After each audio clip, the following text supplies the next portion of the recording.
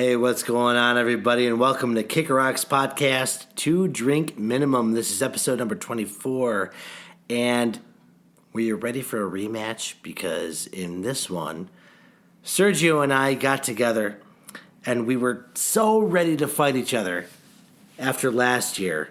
You know what? We wound up watching Halloween H20, and, well, I guess it wasn't a rematch after all, because we both agreed this movie's worth watching. You don't know what I mean? Well, give it a little listen and you'll find out.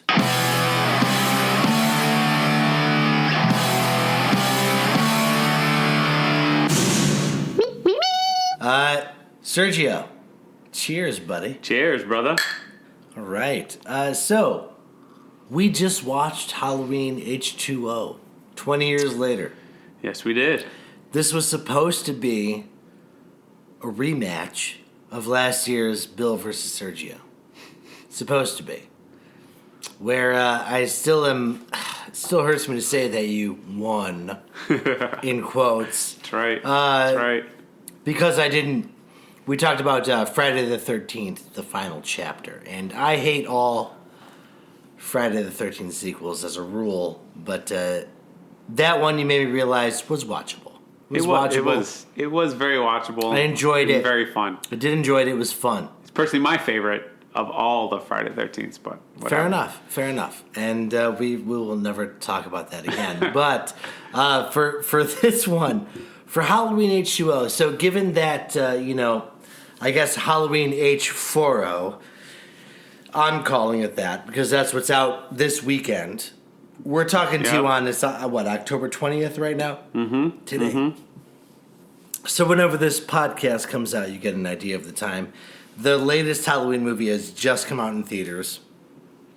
It's gotten really good reviews, and that led me and Sergio to go, let's watch H20, which came out in 1998, and let's see if that holds up and what we think about that.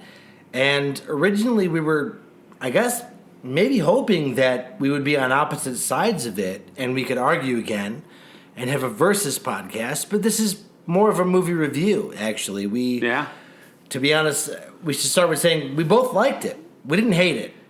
Yeah. No, we didn't hate it. And you're dead on with that. And the funny thing is, I feel like I was going in assuming that I hated it because I saw it when it first came out, and I feel like this viewing kind of turned me around on that. Yeah. Where I went from like, wait a second, maybe this wasn't as bad as I thought it was. You know what? Me too, because I don't like a lot of the Halloween sequels. Yeah. For sure. And I forgot about this one, and I probably haven't seen it in 20 years. Same or here. Thereabouts. Or Same at least here. watched it the whole way through. I've probably seen bits and pieces since then. But, I remembered maybe not being crazy about it, but upon this viewing, I enjoyed it. I enjoyed it because I think as a horror movie appreciator, you look at it and there's a lot of Easter eggs. There's a lot of good nods. Oh my God. In this movie so that we many saw. Easter eggs. And I think that's what maybe sold it. Is it a great movie? Maybe not. Does it have those horror movie tropes that you're going to scream at the television when you're watching it, Yeah, right. Probably. Where they should be running one way, but they're running the other. Yep. Stuff like that. But that's for good sure. But stuff like that is like basically good textbok horror story. That's what you expect to see. So True. When you're watching a horror movie, you want to see that. Yeah, you want to see the characters making bad decisions which lead to their demise, which definitely does happen in this one, although not till much later in the film, which we'll get to. But overall, I think just as a horror movie lover, it was great. It's a lot of fun to watch. There's a lot of fun Easter eggs and references in there if you can catch them, which we caught a few that we did not notice the first time we saw the movie. Well, I feel like I was just so much younger when I saw it the first true. time. That's I didn't. This is 1998. Yeah, I didn't care about like movies the way I do now. Right. Like I loved movies, but like I looked at them differently. Where like now I look at them from like definitely a different eye. So yeah, I noticed way more this time around than I ever did before. Yeah, and I think, so that being said, so this is not a versus, so I guess neither of us are going to walk away a winner of this one. But maybe we're all winners. Maybe we got some people to watch H2O a second time and appreciate. I would say give it a second viewing. Appreciate the Halloween franchise. Yeah, so let's get into that. Let's talk about the beginning. First of all, the first Easter egg that you see is actually a cameo. It might as well be a cameo because he's not in the movie for very long, but Joseph Gordon-Levitt appears in this film. Yeah. Very early on in the Jason Goalie hockey mask. Yes. Right? Yes. He startles the nurse of Dr. Loomis. Right. Right. Which I believe her name was Maureen. Maureen, yes. I believe so. Maureen. And she appears in the original Halloween's 1 and 2 and this one. Yeah. Right? Yeah. So that's a great callback right there. It's a great callback. They use the same actress. That's really cool. There's definitely a it was jab. It was Marion, not Marion. Sorry, Marion, not Maureen. That's Marion. my fault. Yeah. That's all right. There's definitely a jab at Jason and Friday the 13th because they show JGL, as the young kids call him. Joseph Gordon-Levitt comes out in the Jason hockey mask. So young too. He's like so young. This is like Third Rock from the Sun. It's Third era. Rock from the Sun. Crazy. Joseph, yes, no doubt. And he comes out there for a quick cheesy jump scare in the mask, right? Pulls it off. Oh, he's the neighbor. Okay, I'll check out the house. The house looks good. Blah blah blah. The nurse then gets scared and goes over to JGL's house and finds that he has a hockey skate in his face. Yep. And he's dead. We don't see how he dies, but Joseph Gordon-Levitt makes a quick appearance and then dies. And then he gets credited. He gets his credit name in the credits. In the opening sequence where they do the title sequence. And also featuring Joseph Gordon-Levitt as Jimmy, who we know at this point is already dead. So that's kind of funny that he gets that credit, but there you go. But you did miss one amazing Easter egg. Ooh, what was that you didn't mention. Like it's to me, it's the very first one. The movie opens with the song "Mr. Sandman." Oh yes, of course. Like as soon as this credits, or as soon as the movie starts rolling, it's Mr. Sandman. Like Dimension Films comes up, which is the song that Halloween 2 ends with. That's true. It ends with the song "Mr. Sandman." So that alone was just with Laurie Strode in the ambulance. Yeah, Mr. Sandman plays, which is a great little callback to where this movie is continuing from. It's hey, we're going 20 years later from Halloween 2, which takes place the night of Halloween 1. So that alone, the same song, that's awesome. It's interesting how this movie is discounting Halloween's 3 through whatever. Yes. And this new one, apparently, from what I've heard, I haven't seen it yet, is discounting Resurrection? Well, I think I've heard Halloween 2 through whatever. Oh, yeah, you're right. I've heard they're going Halloween and now this one 40 years later. Yeah. Even H2O doesn't factor in, is what I've heard. I don't know if it does. Maybe it does. Maybe there are references to it. I hope there are. Right. I hope they reference some of them at least. Certainly not all of the sequels. 3 is a piece of crap. They should never reference that. That doesn't even have anything to do with Michael Myers. So hopefully they don't do that one. But yeah, I mean, it's been getting good reviews, so we'll see. We'll see. We'll see how it goes.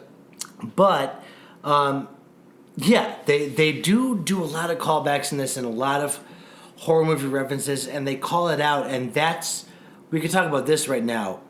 The whole movie really reminds me of the Scream franchise in that sense, and it's interesting because this came out in '98. Yep.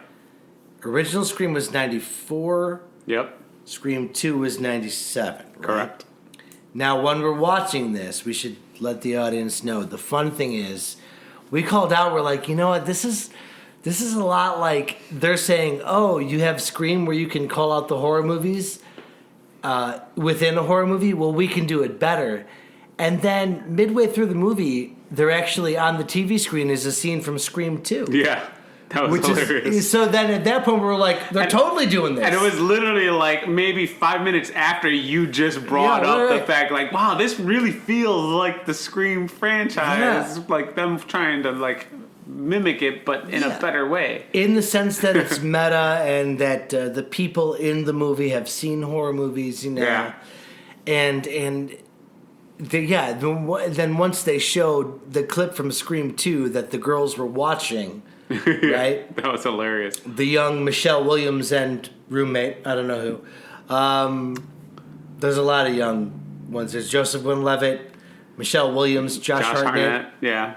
They all wound up surviving this Halloween movie, apparently. So they did really good after that. But yeah, they're watching Scream 2, which is pretty funny. And that at that point, I think we were like, yeah, they're definitely saying, hey, Scream, yeah, good job, but we're the original. We can do it better. Exactly. You know? Yeah, There's a lot of that in this movie, too, where they realize Halloween's the original, maybe, you know, some would consider the original slasher franchise, the original Final Girl franchise, right, with Jamie Lee Curtis, a.k.a. Laurie Strode. She's the OG Final Girl, right? They make her really tough in this one, so I think there's a lot of, you know, jabbing going on with other horror movies with this one, which is kind of fun to see, too. I'd agree. Yeah. It's probably like one of those underlying tones that the executive producer, Mustafa Akkad, I think it is. Yep. He's also was the executive producer on the original Halloween, so I could see him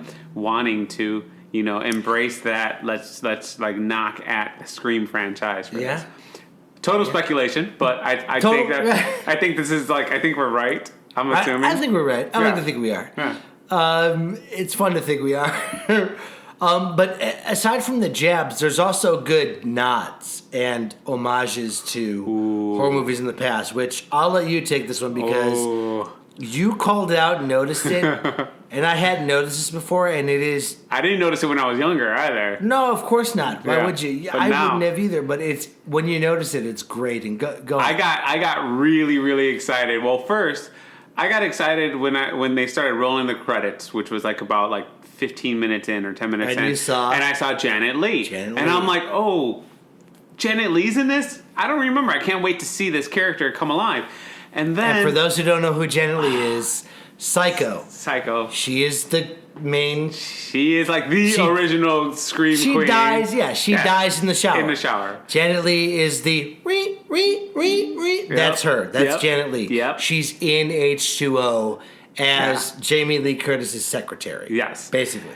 And her introduction to this movie was a scene where Jamie Lee Curtis is walking down the hallway and in comes Janet Leigh and pops in and she just says this, it's Janet Leigh and it's like, holy shit, she's in a fucking horror movie. This is great.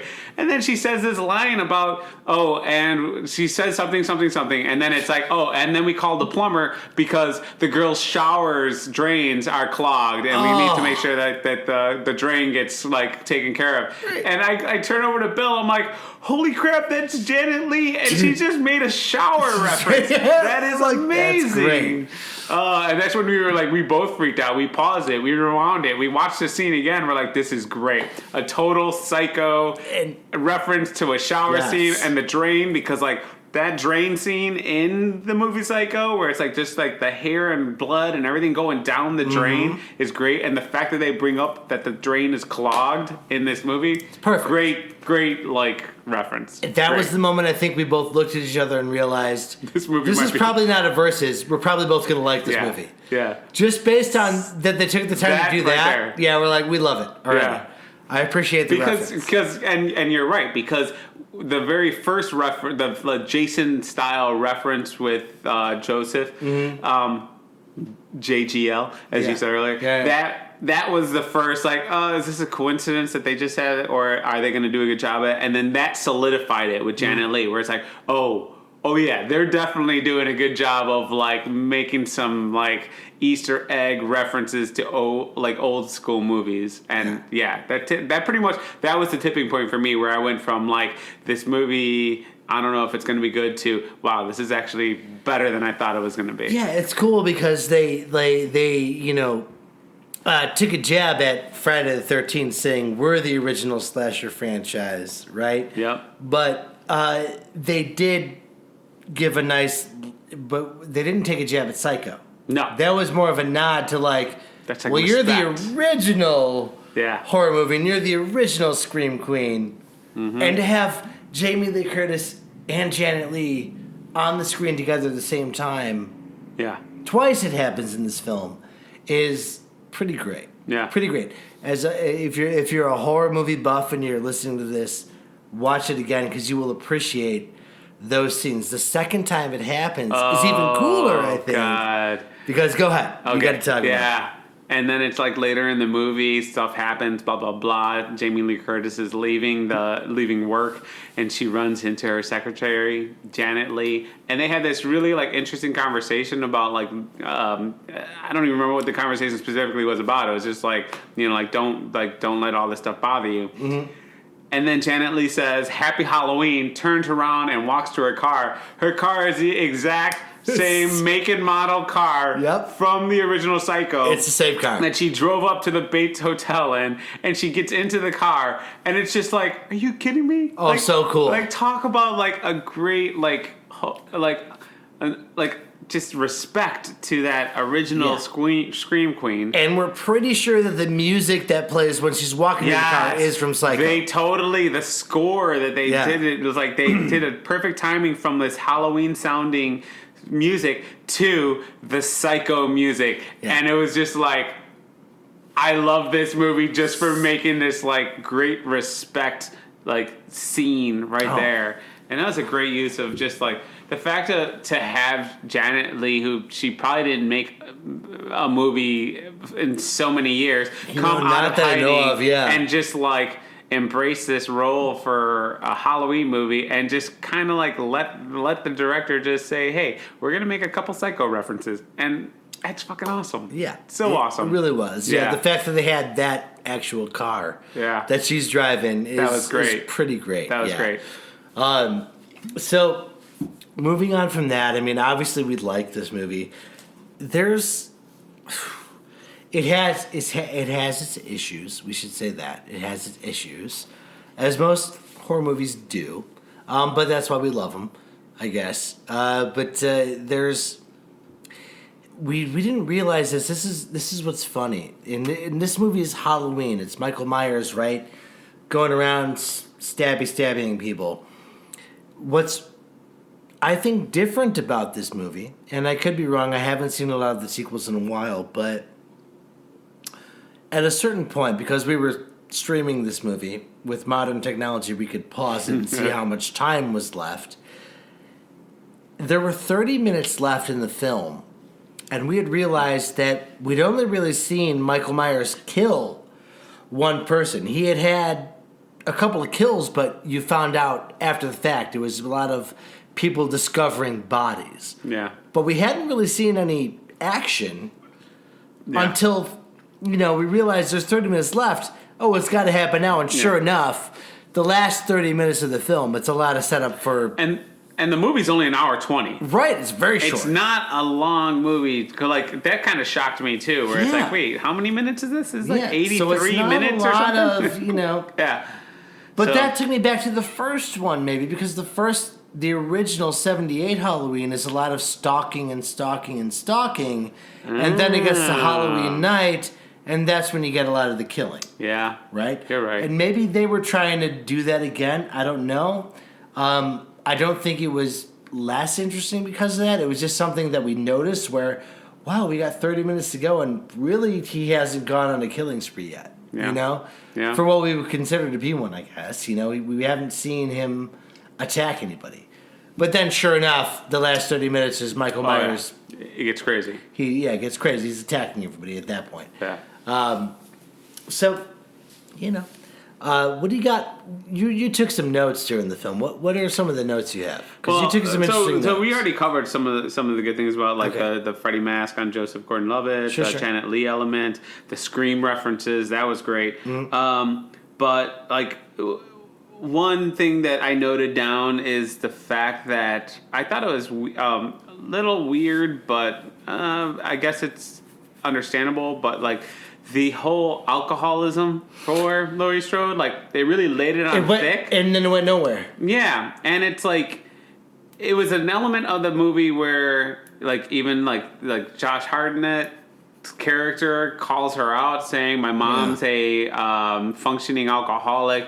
She's at a bar during lunch and she drinks 2 glasses of wine really quick, and then she goes from like chugging a glass of wine really quick during lunch to just like chugging straight from a vodka bottle later." And it's just like I get it, someone who was that distressed from a situation where a brother kills the family and blah blah blah. I get it. Like, yeah, sure, someone like that would be an alcoholic, but I just felt like it was not a necessary element to just really just like push it in this one, because yeah, she's a functioning alcoholic, but she didn't act drunk at all ever. No. And you never see her drunk. Yeah, you only saw her drinking heavily, like chugging from the bottle, but you never saw her drunk. It doesn't go anywhere. Nobody calls her out on it. Yeah, nobody, except for the son just referencing it because he wants to get his girlfriend booze for like a romantic Halloween something. Who knows? Right. But yeah, that was just a weird little element note that I had written, and then yeah, we mentioned the Mr. Sandman thing. That was cool. That was very cool. We had the reference to the fact that the son's name is John, and which may be a reference to John Carpenter. I want to believe that. I think so. I want to believe that that's a reference to John Carpenter. That'd be great if that was the original intention. Yeah. Yeah, and then the Scream on TV we already mentioned, and wow, I'm going through this. Oh, searching for the corkscrew. Oh, let's talk about that really quick. So there's no kills yet. There were no kills at all. No. And then as we're sitting there we're watching this movie and we realize like, wow, we're almost an hour in and there's no kills. And then they decide to start killing people, and the first person they kill is, go ahead, Bill, talk about this because you pointed this out to me. The guy who's searching for the corkscrew, which is, if you watch Friday the 13th, the final chapter, which if you're listening to this podcast, you know that that's the first Bill and Sergio argument. Yep. Crispin Glover also has almost verbatim that same situation. Hey, where's the corkscrew? Exactly. And Jason pops out of nowhere and puts a corkscrew through the hand, right? This kid's looking for a corkscrew and it falls in like the drain. The drain. And he's trying to get it. It's it's also the what do you call it when you flip on garbage the switch? Disposal. The garbage disposal. There you go. I was going to call it a trash compactor, but that's way off. But Close enough. The garbage disposal. And he's reaching in there. And immediately, as soon as he puts his hand in the garbage disposal, me and Sergio go, ooh, why would you ever do that, right? Like, don't do that. Even if there's not a killer in your house, don't do that. But he gets it out, and for a while we were thinking, we're like, oh man, is this going to be another kill with the corkscrew that we saw basically in the final chapter, Friday the 13th, the final chapter, you know? Are they going to, recall this one? Is he going to get stabbed in the hand with a corkscrew the same way that Crispin Glover did? I really wanted that to happen. I did too. I was kind of like, oh, are they going to be like, we can do this better too? Is that what this was? But then we just find him in the dumbwaiter and his throat is slit. That's it. Yeah. And there's no corkscrew to be found. But okay, I guess they hinted at that, maybe, which was fun. It did lead to the next great kill, which was the brunette girl, the corkscrew guy's girlfriend. Yes. Where they're in the dumbwaiter on the second floor, and the dumbwaiter, she's halfway out, and the dumbwaiter slams on her leg. Shatters it. Shatters it. It's like ready to come off. It's like and hanging from her throat. She doesn't scream. Yeah, that was, you pointed that out, and I'm like, oh my god, you're right. Like that type of injury. Oh, you're done. Yeah. She starts crawling away like, oh, I twisted my ankle. Yeah. And her leg is basically cut in half. Yeah, they show the bone sticking out. Her leg is shattered. Yeah. And she's just brutal. Gotta get away. Get away. I'm sorry, but you probably go into shock, number one. Yeah. If an injury like that happens. You're right. Number two, you're howling, screaming. I don't care who you are. I don't care how tough you are. She was treating it like, oh, I twisted my ankle. I just gotta crawl a little bit. needless to say, she dies. Yeah. Yeah. Michael Myers catches up to her crawling, and yeah, she gone after that. But that was that was a little ridiculous. Like, I mean, the thud it makes, and you see the leg, you're like, her leg is snapped in half. Yeah. She could not even be crawling at this point. Yeah, she would have. In all honesty, she might have passed out because, like, she severs From the through. pain. Yeah, the pain and severing through the major artery that goes through your leg. Out like she'd probably bleed out before she could get through the kitchen. She would have passed out from a low blood. She was dead there. Yeah. But But it was a great effect. It looked cool. It did. It was just like the acting that went along with it was just like it did, and that's one of the if admittedly that's one of the few problems with the movie. There is there's a couple, like it suddenly goes from night to day at one point. Rather day to night. Yeah, that was funny in the beginning, where it's literally like 5 minutes of film time have passed, and all of a sudden it goes from like brightest midday day to pitch dark, 9 o'clock at night. Yeah, that's really weird. The severed leg thing is really weird. The fact that LL Cool J just gets lit up and shot, and survives. Yeah. After he gets checked out, like he's not moving, and they check him, and they're like, "Oh, is he dead?" And they're crying because he's dead. But spoiler alert, he comes back. Hold on.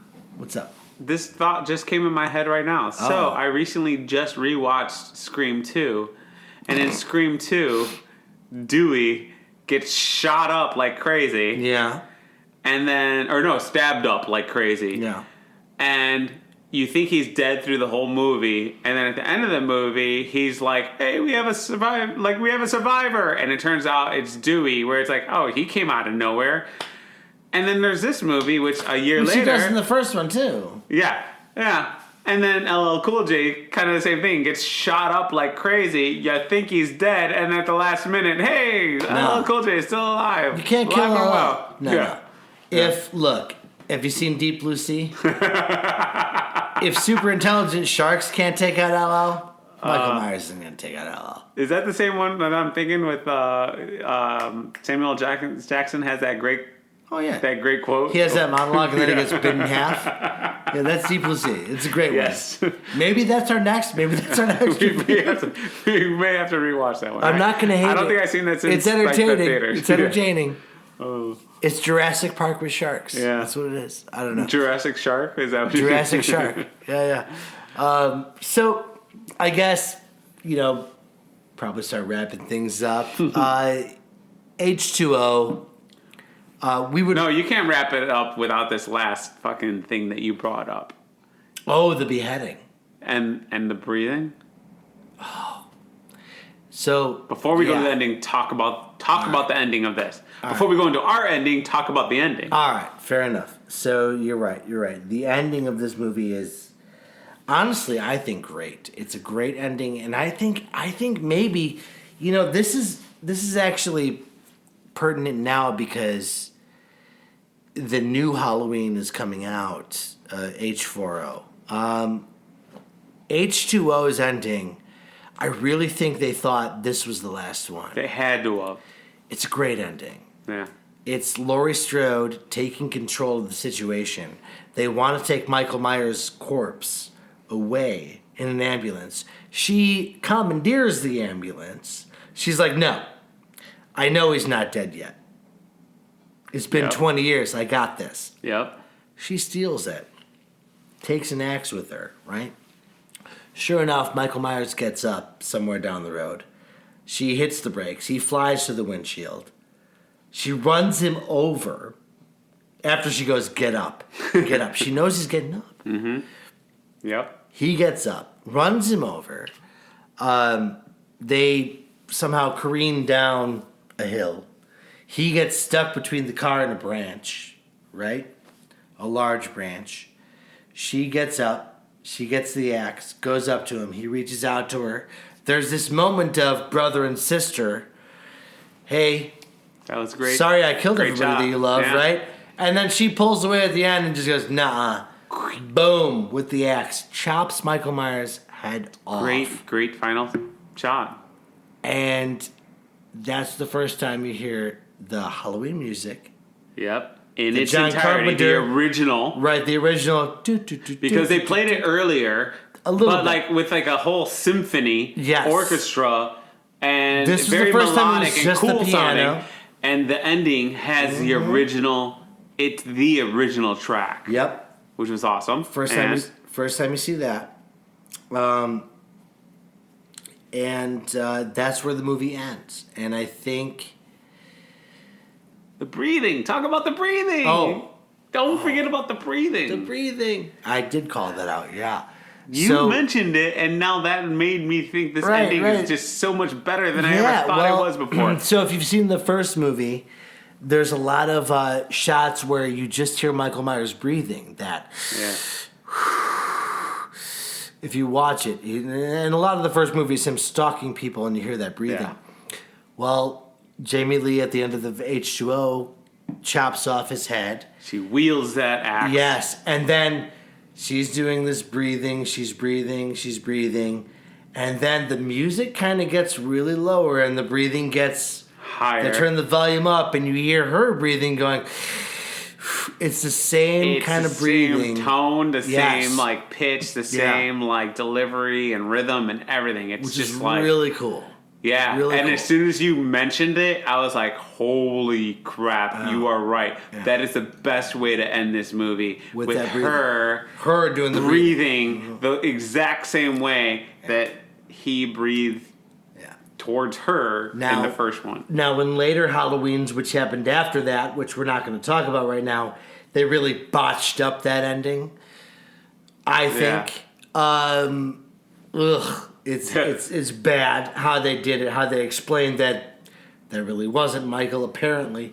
But as far as that movie's concerned, that is the perfect ending, I think. Which brings us to H20. Let's talk about this recent one, which we haven't seen yet, but we will.